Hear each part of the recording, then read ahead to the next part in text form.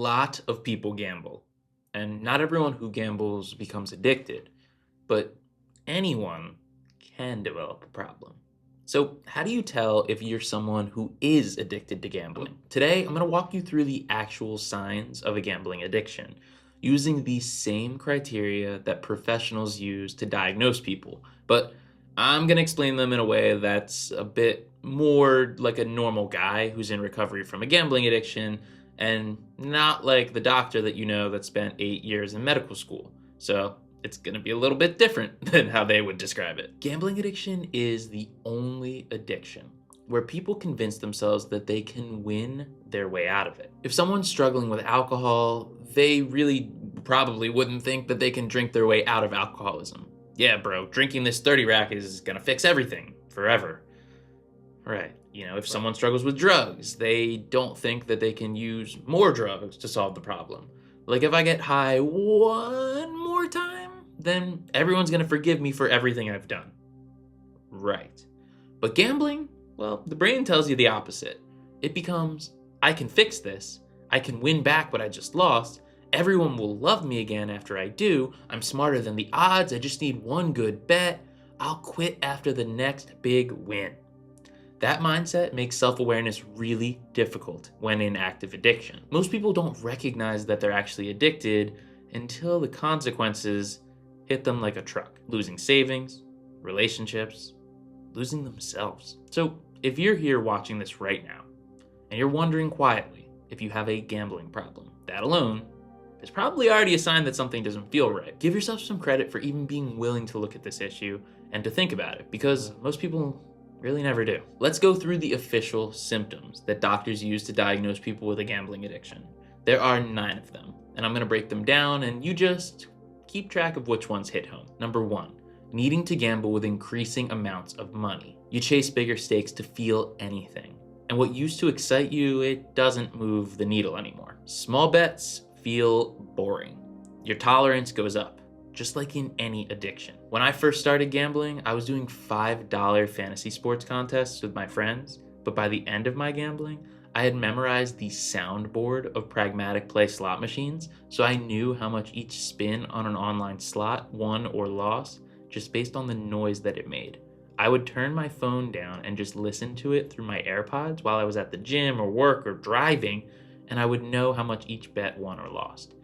That's the level to which my addiction progressed. So if you feel like you started off and it was this fun little thing, but now it's getting to this intense point, or it's maybe a little bit more than you're willing to lose, it's a sign of a problem. Number 2, restlessness or irritability when you're trying to stop. When you're not gambling, you're anxious, you're agitated, you feel like there's something missing or something that's unfinished. Gambling becomes your way of calming down, even though it's the thing that's causing the stress. Right before I filmed this, I was filming a podcast episode with a guy who was a gambling streamer. And he actually told me that he used gambling to calm down during a breakup, which reminded me that I did the same exact thing. I would be angry, I'd be stressed, I'd be yelling at people, but the night that I broke up with my ex, I was in a fight with her, and instead of solving the problem or even getting angry anymore, I decided to just turn away and go and gamble because I thought that would fix the problem. So gambling was making me angry, along with other things in my life. I was letting that anger out, and then I was going and gambling more, or I was skipping the anger, keeping it in, and going and gambling to try to solve the problem that I was creating by gambling. You see where this is going. So if gambling's making you angry, or you're using it to cope, it's a clear and obvious sign it's a problem. Number 3, repeated unsuccessful attempts to stop. You try to quit. You swear off gambling after a bad loss. I'll never go back again. You delete the apps, and then a couple days later, you re-download everything. And you promise yourself that it's going to be different this time. That cycle is a giant red flag. People often ask me how many times did I try to quit gambling before it finally worked. I have no idea, because I feel like I was trying to quit gambling after every big loss, which seemed to happen pretty much every day.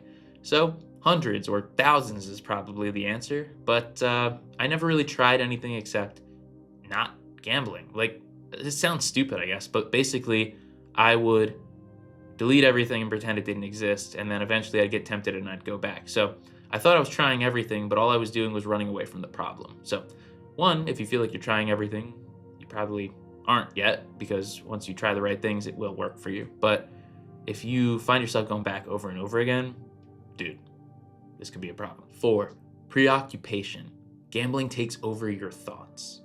When can I play again? How can I get more money to gamble? When will it go differently?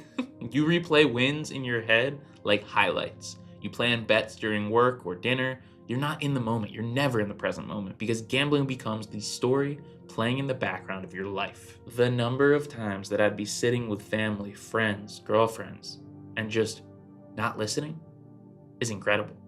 I would only be thinking, man, I wonder how my bets are doing. Man, I gotta get more money. Damn, I'm broke right now. Damn, if I can just get one big win, it'll fix everything. Maybe I'll win tonight.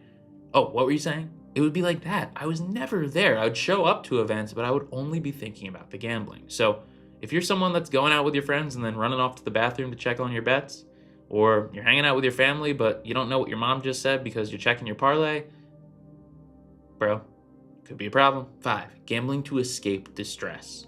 When life hurts, you gamble. Lonely? Gamble. Stressed? Gamble. Bored? Gamble. Sad? Gamble. It stops being entertainment. It becomes self-medication. Again, going back to the times that I was in fights with people, I would just gamble to get over it. Instead of confronting any kind of negative emotion, I would just go and spin a slot or check on a sports bet. It was an escape. That's what it is for so many of us.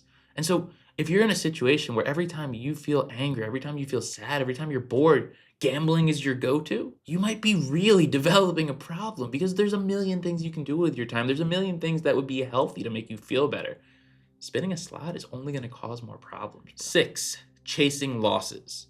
This is the big one, the stereotype. You lose money and your brain tells you that the answer is to gamble more. So you go back the same day, or maybe the next day, or maybe the same hour or the same minute, trying to get even. And this is where people lose homes, marriages, savings, retirement, everything. I could not accept that I had lost when I was sports betting, because if I lost, it meant that for some reason I was a failure, that I didn't know enough, that I wasn't good enough, that I didn't have the right knowledge, the right picks, the right skills, and I had to go and win it back to prove to myself that I was worthy, to prove to myself that I knew what I was doing, and of course, to get the money back so that I could gamble more. So if you can't stop once you start, it's only a matter of time until you lose everything. Because even if you have some early wins, if you lose that, you're going to feel like you need to chase it. And how many times have you lost $1,000 chasing $50 loss? Do you really want to keep living life that way? 7, lying to hide the extent of gambling. If you have to lie, minimize, or hide your behavior, it's because you know that something you're doing isn't okay. Hiding bank statements, deleting transactions, making excuses about where money went, that secrecy is a major sign. And there's been so many times at meetings where people have told a story about a wife or a husband that found out about their gambling, and they were almost like weirdly relieved because they thought that they were being cheated on. And then, of course, they weren't relieved when they realized the financial damage that came along with it. But secrecy and hiding things in gambling is just the norm for someone with a gambling addiction. Gambling is referred to as the hidden addiction because it's really hard to tell that someone's struggling unless they tell you, until they're at rock bottom, of course, and they're asking you for money. So it can be an absolutely huge sign. And if you feel like you have to hide your gambling, why do you have to hide it if there's nothing wrong, right? 8, jeopardizing relationships or career opportunities to gamble. You miss time with the people that you love, you cancel plans to gamble, you show up late to work or school, your performance slips when you do show up, and bills, they don't get paid. Trust breaks. Gambling steals what actually matters most in your life and tells you that it should matter more. The number of times that I called out of work sick, quote unquote, was insane, because I was actually spending that time gambling. And if I was at work, well, I would just go off to the bathroom and gamble, so of course the performance would slip there. I barely made it through college because I didn't actually care how I did, because all I wanted to be was a professional sports bettor. And well, now I make videos about not gambling, so that went wonderful. 9, relying on others to bail you out.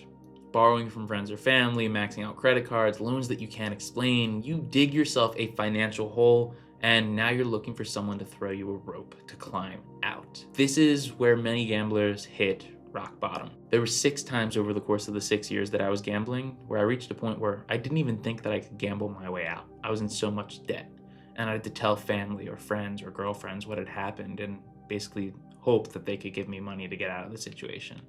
And I hated that. I hated borrowing money from people. I wanted to be a winner. I wanted to be the big shot, right? I wanted to get it from gambling, but every couple of months I found myself asking others for money to get by, and it just didn't make any sense, practically at least.